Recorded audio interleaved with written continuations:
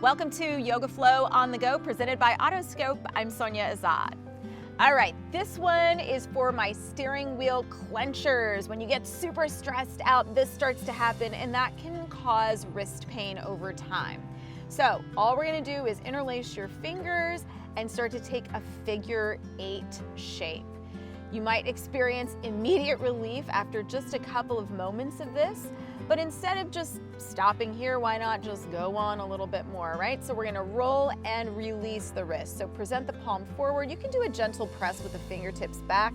You might feel a stretching sensation all the way up the lower arm.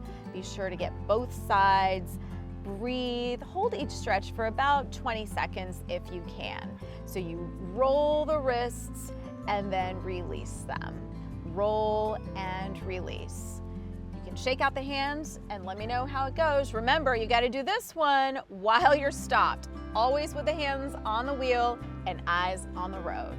I'm Sonia Azad. This has been your Yoga Flow on the Go, presented by Autoscope. Until next time.